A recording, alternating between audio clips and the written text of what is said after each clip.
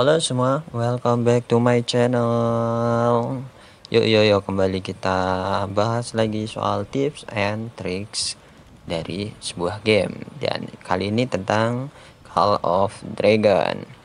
Dan disclaimer, sebelumnya gue udah pernah bikin tips pemulanya, tapi part pertama. Kali ini gue bikin tips pemula versi part kedua.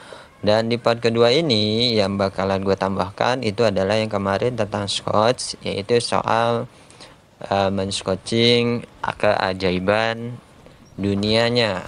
Atau kalau di game ini tuh ada istilahnya keajaiban dunia ya, seperti ini. Ini contoh-contoh nama-nama dari keajaiban dunia. Apa sih bang yang kita dapatkan dari menyelesaikan keajaiban dunia ini? Kita mendapatkan pasukan special force masing-masing tergantung fraksi yang kalian pilih secara gratis sebanyak 400 piece troop per setiap keajaiban. Contohnya bagaimana? Contohnya seperti ini.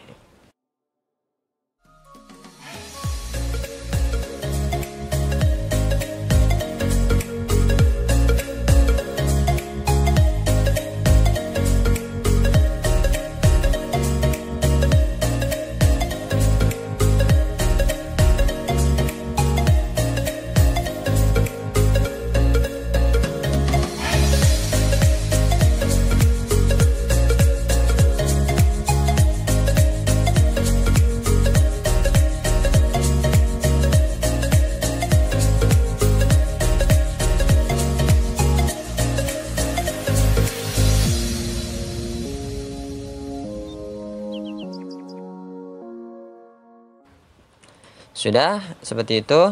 Dan lanjut lagi untuk kalian yang free player, gue sarankan untuk pengalokasian diamond ini.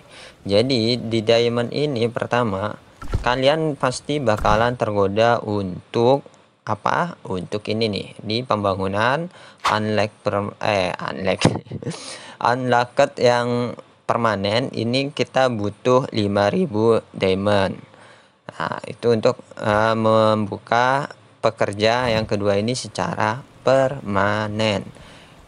Tapi pasti ada bertanya, bang, tapi di game sebelah kan bisa dapat VIP. Ya, di game sebelah pakai VIP juga bisa. Tapi untuk game ini tidak bisa, kawan. Kalian kalau pengen buka harus menggunakan diamond sebanyak 5000 tadi. Dan menurut gua itu nggak worth it untuk digunakan. Jadi cukup pakai diamond yang 150 untuk 2 hari saja. Lalu kemana bang diamondnya? Seharusnya untuk awal-awal diinvestasikan. Untuk diinvestasikannya kalian bisa ke bagian toko. Di sini nanti kalian ada yang gambar seal ini. Nah, di sini ada yang namanya kehormatan. Kehormatan ini mirip kayak VIP gitu ya. Jadi kalian bisa beli di sini nih ada tanda plus. Nah, kalian beli dan gunakan diamondnya secukupnya untuk ini. Jadi istilahnya ya kita mainkan di VIP-nya aja. Sampai sebelum ke VIP 8 kalian nggak usah beli yang namanya pekerja permanen. Karena pada kenyataannya kita tuh nggak butuh-butuh banget gitu. 2 hari aja kita kadang kita gunakan, tapi kadang juga kalau misalkan hari-hari pertama mungkin kita kayak rajin banget ngupload atau membangun pembangunan dan sebagainya. Untuk hari-hari pertama sampai minggu pertama mungkin kita semangat, tapi selebihnya kan kita nggak semangat juga dalam pembangunan gitu. Kadang kita tinggal offline lumayan lama karena kita sibuk kerja atau apa ya. Jadi saran gua sebelum ke VIP 8 ya lu nggak usah buka yang namanya pekerja permanen. Toh pada akhirnya juga nggak bakal lu gunakan juga gitu. Nggak begitu efisien banget juga lah, tingkat efisiensinya lebih urgent untuk nanti yang agak lama gitu ya, kayak gitu. Karena menurut gua buff dari VIP itu lebih penting di awal game daripada cuman ngebuka satu tukang yang ya nggak penting-penting banget. Mendingan bayar 1000 150 untuk 2 hari, 150 2 hari. Nanti kelamaan juga kalian kalau pengen unlock itu gampang kok. Yang penting ini udah VIP 8. Kenapa VIP 8? Untuk mendapatkan ini. Jadi biar kita bisa dapat fragment legendary secara gratis per hari. Itu yang kita targetkan, dan juga buff penelitian 10% ini. Intinya buff ini lebih berarti daripada cuman kalian menambahkan satu pekerja secara permanen. Itu sih menurut gua. Dan juga kelebihannya lagi dari tingkat VIP itu adalah di toko. Jadi kalian bisa membeli apapun yang ada di toko ini secara berkala dan sesuai dengan batasan dari VIP itu sendiri. Ini sangat recommended. Di sini jadian kalian bisa mendapatkan percepatan kayak untuk apapun itu jenisnya dengan cara membeli menggunakan diamond atau beli teleport. Kan tahu sendiri teleport di sini itu cuman ada 2 jenis untuk sekarang, itu teleport pemula dan teleport teritorial ini. Kayak gitu. Dan belinya di mana? Lebih murah untuk membelinya di VIP. Makanya buka VIP itu penting. Kayak gitu. Jadi tolong investasikan yang pertama ke VIP aja. Itu saran gua. Oke. Lanjut ke yang kedua, itu cara menaikkan base atau aulia nih atau aulanya. Jadi di sini nanti kalian bakalan mendapatkan suatu event tertentu yang seperti ini, yang dimana tugas kalian adalah untuk mendapatkan combat power atau power ini sampai 1.500.000 di awal game selama 7 hari kayak gitu. Dan untuk mendapatkan CV sebanyak itu dari mana investasinya, kalian bisa cek di sini di bagian statistik informasi. Informasinya di sini lebih mudah. Nah, di bagian info lebih. Nah, di sini kalian bisa lihat penyumbang utama dari power atau ya dari power tertinggi itu, penyumbang utamanya ada di ini hero. Jadi penyumbang utamanya ada di hero, baru disusul bangunan, baru disusul teknologi dan pasukan. Jadi di mana kalian untuk mendapatkan power 1.500.000 dengan cara sangat cepat, yaitu adalah dengan cara mengumpulkan hero sebanyak mungkin, menaikkan levelnya, dan berinvestasi kepada artefak-artefaknya, baru kalian bisa mengejarnya. Oke, nanti gue bakalan bahas ini sambil menyerempet ke bagian hero nya. Cuman untuk kali ini gue pengen bahas dulu nih yang istilahnya aulanya atau base nya ya. Oke, kita karena udah terlanjur bahas soal power, kita langsung aja bahas hero nya dulu. Soal bangunan kita skip yang kedua, karena bangunan adalah penyumbang power yang kedua, tapi yang pertama itu adalah hero nya. Oke, kita cek di hero. Jadi di hero ini kalian semakin banyak skill terbuka, semakin power ini naik. Semakin tinggi levelnya, semakin power ini naik. Semakin kalian menggunakan talenta diinvestasikan, power juga naik. Jadi kalau pengen kalian mengejar tadi target 1,5 juta power, maka usahakan semua hero ini itu bisa tembus di level 20 atau 30 minimal 20 semuanya rata kayak gitu ya. Dan perhatikan jangan buka bintangnya dulu. Kenapa bang? Karena untuk level di hero untuk level di game ini tidak terpaku sama bintang. Bintang ini adalah pengunci untuk skill. Jadi kayak gini sebagai contoh ya. Sebagai contoh di sini, kalau misalkan kita menggunakan bintangnya, itu bakalan ngebuka dari skill skill pasif 1 2, habis itu deputy itu mirip kayak asisten, baru buka yang keempat dengan syaratnya yang sudah ada di sebelah ini kayak gitu. Tapi kenapa gua saranin jangan buka bintangnya kebanyakan dulu, karena nanti ketika kalian sudah membuka skillnya kebanyakan, itu jadinya kalian nggak bisa investasi secara benar. Contoh ya yang ini di sini, eh, emang sengaja karena Dark Eliana itu nanti kita bakalan dapat fragmen gratis secara banyak, secara masif dari event. Jadi gua nggak begitu masalah walaupun skill pertama ini tidak sampai level 5. Tapi kalau untuk hero yang lain diwajibkan skill pertama ini level 5, skill yang kedua 3 4 sampai apa kening ini ya itu urusan nanti, karena di game ini semuanya itu sistemnya random. Jadi kalian bisa baca di sini ya, mengupgrade skill, meningkatkan skill level yang telah di unlock secara acak sebesar 1. Jadi maksudnya unlock itu adalah dari bintang yang tadi kalian itu. Jadi kalau misalkan pertama si bintang 1 kalian cuman unlock ini, bintang 2 kalian unlock ini, otomatis sudah ada 2 skill yang di unlock. Kalau misalnya salah satu skill belum maksimal, otomatis lagi.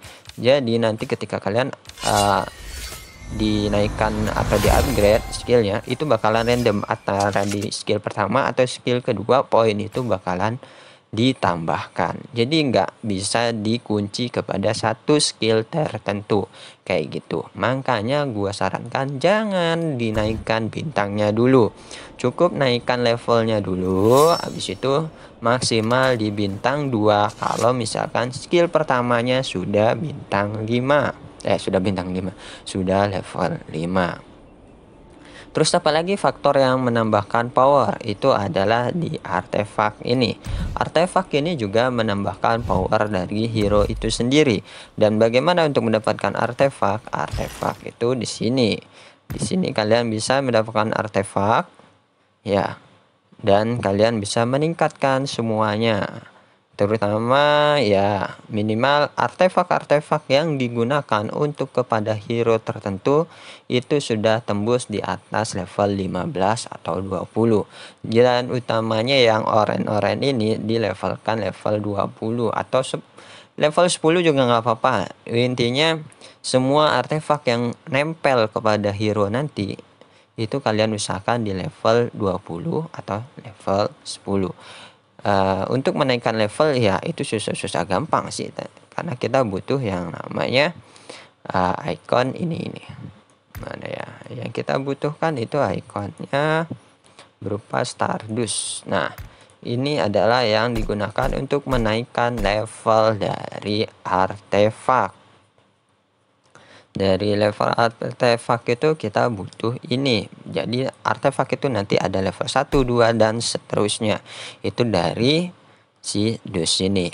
Lalu di dalam artefak juga jangan lupa kalian untuk membaca detail-detail dari skillnya gitu, karena ada artefak yang khusus untuk VPA, ada juga yang khusus untuk VPA bisa, VPP juga bisa. Contoh seperti ini.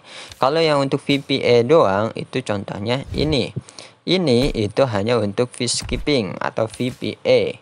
Jadi ketika kalian gunakan untuk VPP ini nggak bisa kayak gitu. Kalian bisa baca ceknya di detail dari skillnya sendiri. Kalian bisa baca kan gitu.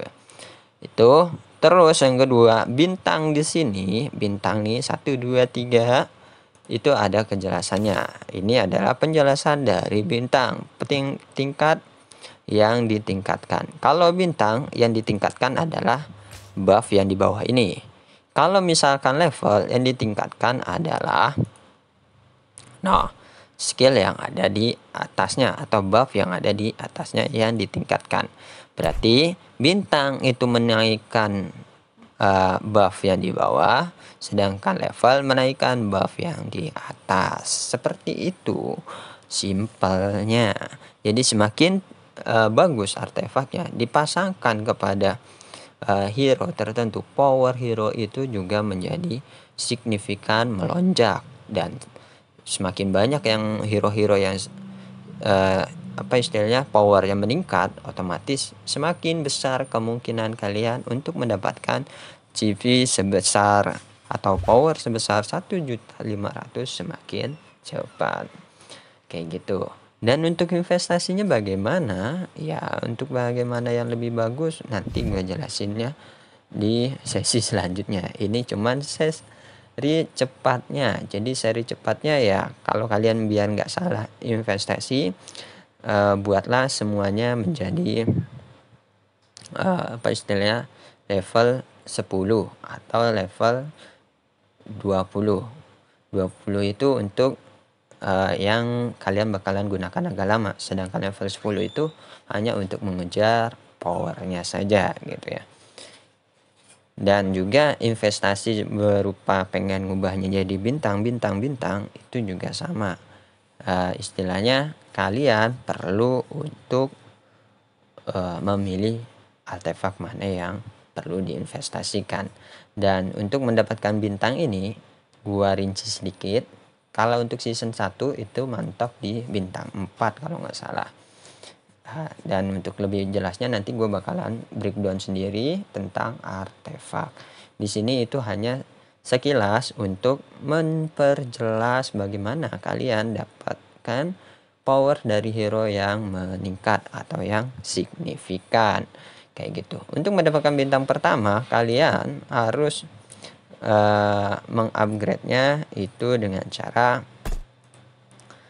detail level 10 kan, kayak ini contoh baru diinikan. Nah, kalian butuh gambar artefak yang 1 2 3 yang warna hijau untuk level yang pertama.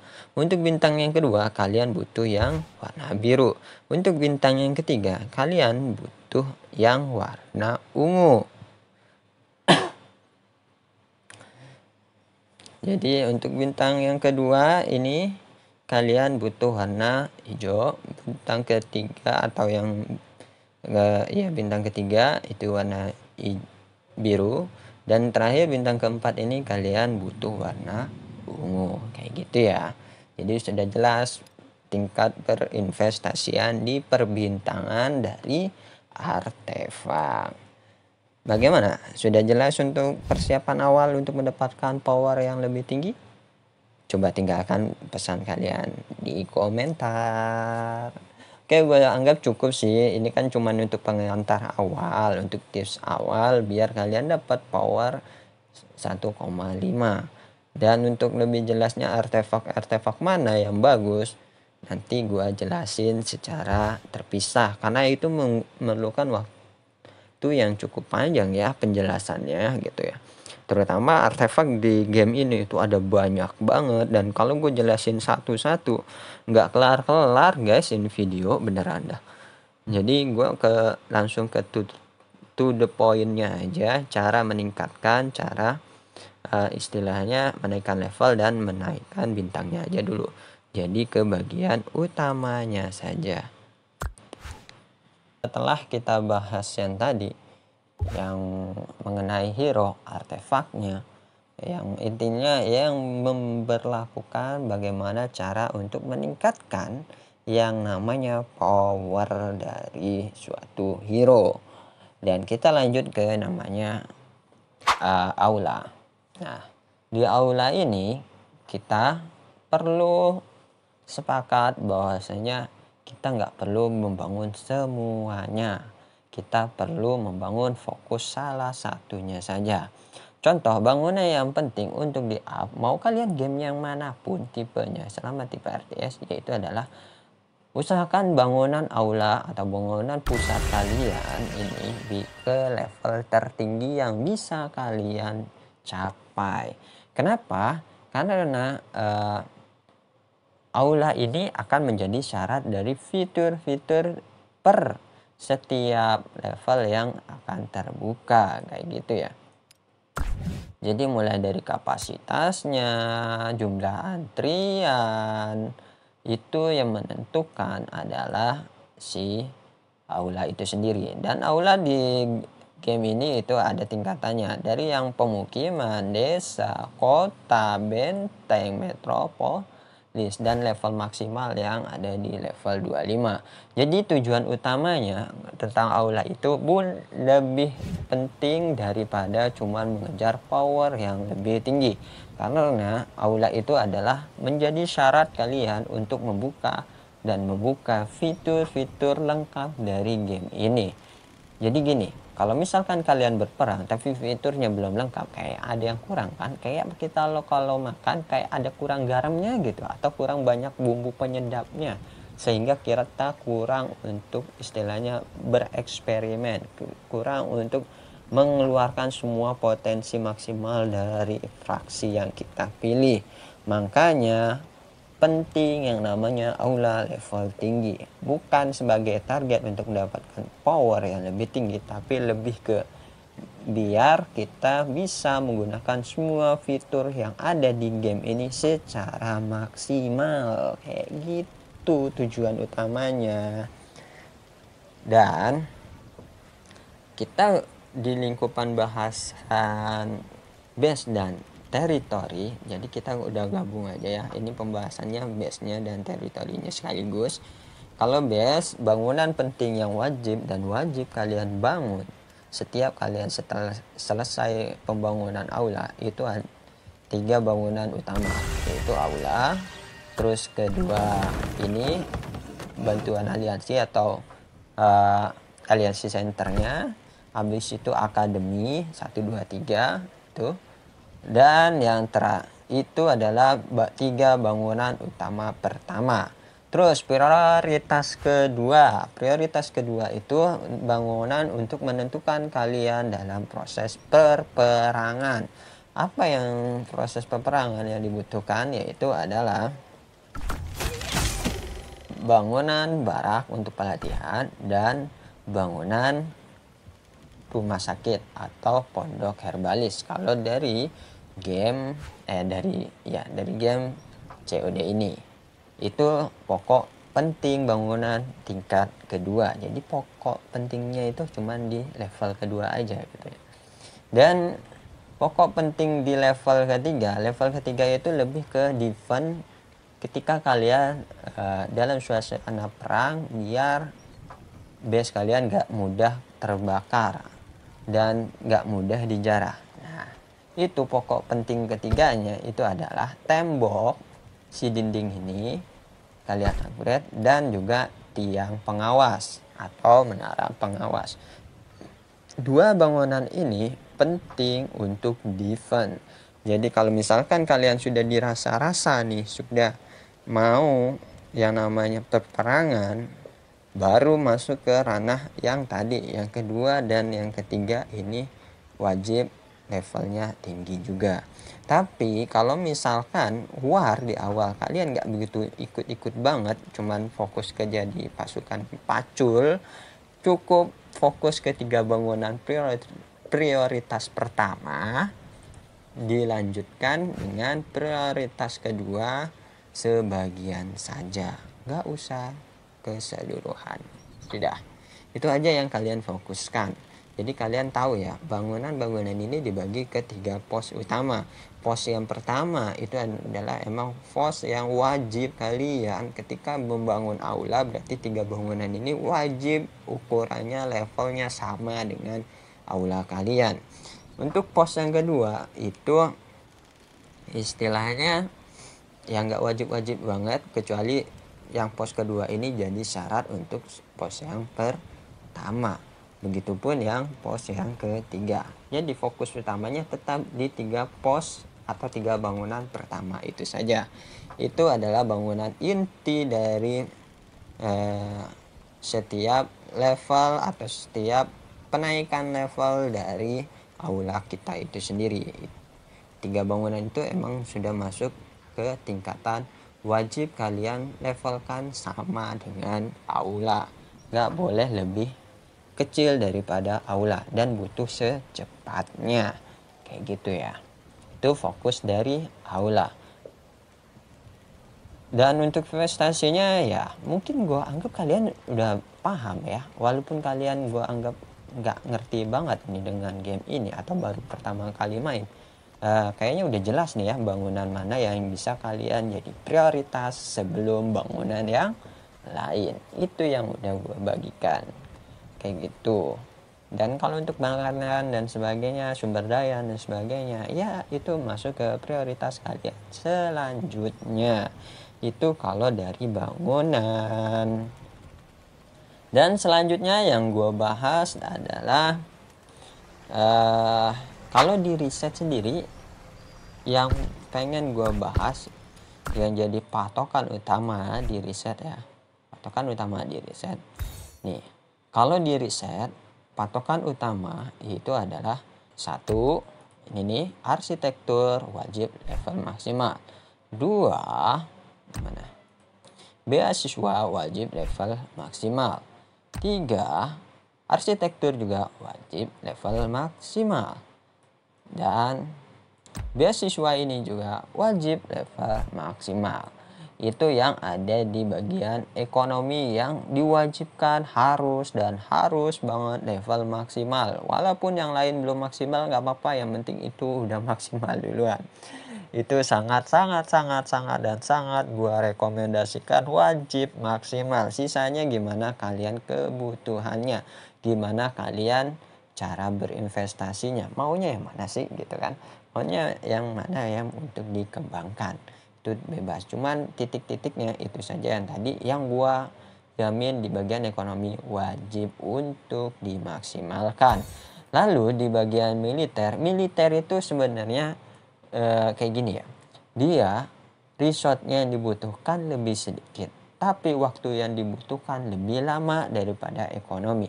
Ekonomi itu resource-nya lebih banyak tapi waktunya lebih sedikit untuk penelitiannya, kayak gitu ya rinciannya. Jadi kalau misalkan kalian sudah masuk ke bagian militer, otomatis bukalah semuanya.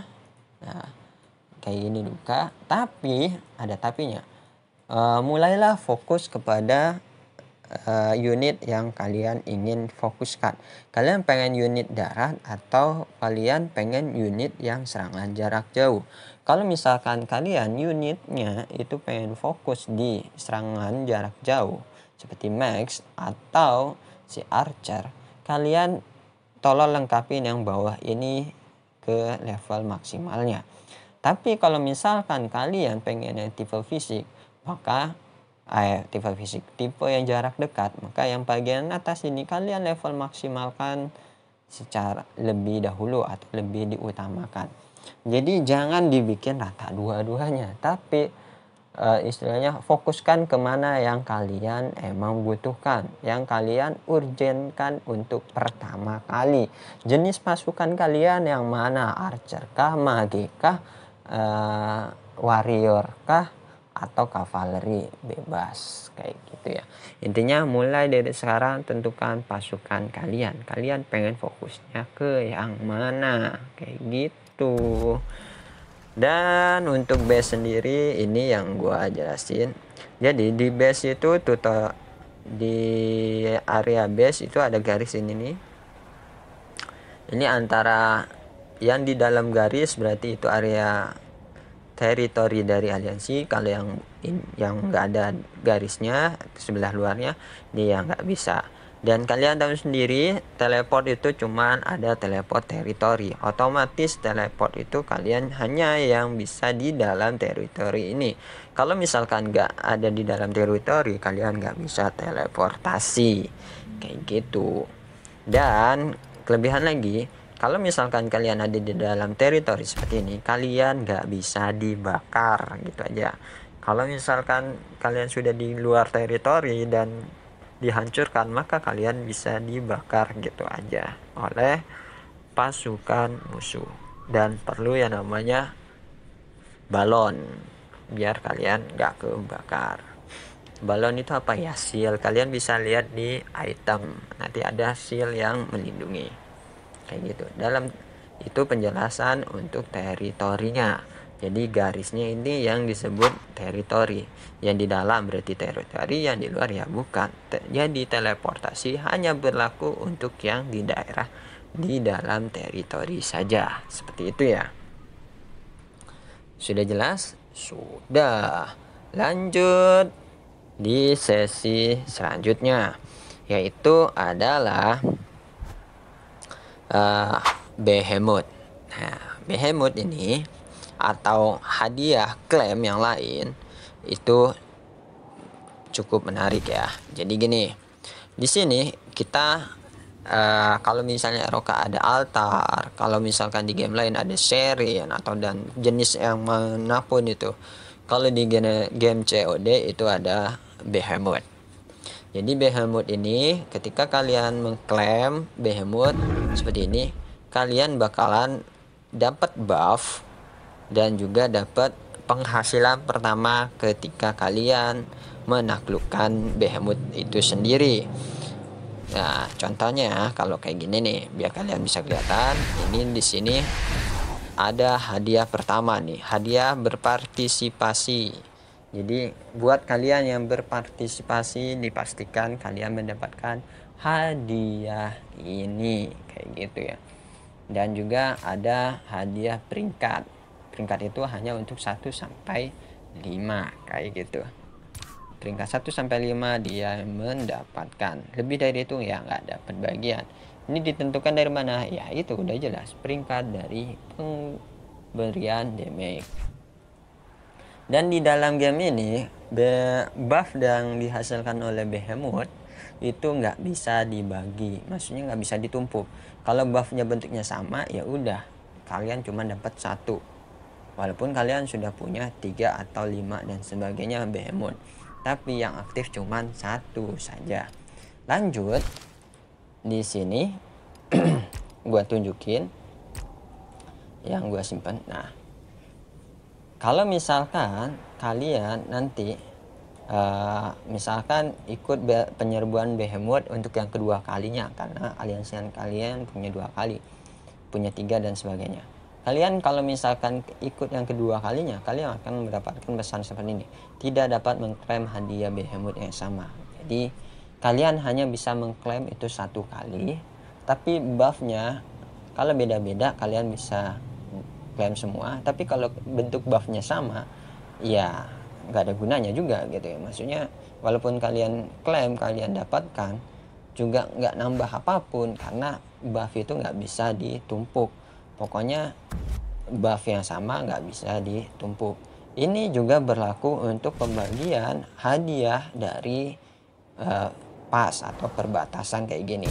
Kalau untuk hadiah pertama kalian akan dapat hadiah pertamanya, tapi untuk pas yang kedua, ketiga, keempat, kelima, keenam, ketujuh, ke-8 itu kalian nggak bakalan dapat hadiahnya yang sama lagi. Jadi di sini itu agak pelit developmentnya dalam memberikan hadiah. Walaupun kalian punya banyak perbatasan, banyak Behemoth yang ditaklukkan gitu ya. Contoh kayak ini punya 1, 2, 3, 4, 5, 6, 7 Behemoth yang dikumpulkan gitu ya. Tapi dari semuanya kalian hanya bisa mengklaim 1 kali Behemoth saja. Jadi contoh kayak yang ini penelitian, yang ini kecepatan pengumpulan, terus yang yang ini pembangunan, ini bisa dibeda-bedakan. Tapi kalau misalkan bentuknya udah sama itu nggak bisa kawan gitu. Di sini juga sama. Contoh yang kedua, ketiga ini kalau serangan balik, terus ini serangan skill. Intinya selama buffnya itu beda-beda kalian bisa dapatkan. Tapi kalau misalkan buffnya itu sama, kalian nggak dapat apa-apa, nggak ada hasilnya kayak gitu. Itu yang perlu dipikirkan ya. Kalau menurut gua development game ini agak pelit ya, intinya mah agak pelit, nggak bisa mengumpulkan hadiah reward yang sebanyak mungkin. Dan yang menarik di game ini itu adalah di Behemothnya. Di Behemothnya ini kita ada dua sesi. Yang pertama kita menaklukkan, yang kedua ada sesi penaklukan yang elit atau tingkatan Behemothnya ditingkatkan, levelnya ditingkatkan. Kalau misalkan seperti itu, apa sih yang dicari? Kenapa kalian mau berperang dengan hewan Behemothnya lagi, tapi ditingkatkan yang lebih tinggi atau di versi elitnya? Yang dicari itu adalah hadiahnya. Hadiahnya itu apa? Hadiahnya itu berupa frame bingkai ini. Jadi di sini kalian bisa lihat kayak frame ini, ini itu kalian bisa dapatkan dengan cara kalian harus berburu tadi Behemoth di tingkatan pertama kali dalam server tersebut. Jadi kalau misalkan kalian berburu elit dan aliansi kalian pertama, jadi aliansi kalian itu yang pertama kali menaklukkan versi Behemoth tersebut secara elit, kalian bisa mengklaim hadiah frame ini. Tuh, diperoleh oleh anggota aliansi pertama di server itu yang menyelesaikan raid pada waktu tersebut di tingkatan elit, kayak gitu ya. Baru kalian bisa dapatkan. Itu semua untuk tingkatan Behemoth manapun, kayak gitu. Jadi kalian bisa mendapatkannya secara random. Secara random ya, tergantung aliansi kalian lah. Kalau aliansi kalian yang kuat ya udah jelas, gue yakin bisa lah untuk mendapatkan ini. Yang penting main cepet-cepetan aja. Ya mungkin itu aja untuk part yang kedua, karena part kedua lumayan panjang juga ini, dan gue pengen lanjutin lagi. Kondisinya adalah waktu yang semakin menipis dan terlalu panjang juga nggak enak penjelasannya. Jadi gue cukupkan sampai sini. Kita ketemu lagi di part yang ketiga. Kurang lebihnya kalau misalkan kalian punya masukan, kalian bisa tinggalkan pesan di komentar di bawah ini. Kalau kalian suka video seperti ini, jangan lupa di like, subscribe jika kalian butuh atau pengen dengerin notifikasi dari gua kalau gua nge-upload video-video yang serupa. Oke, itu aja. See you next time. See you next part dari tips ini. Dan bye.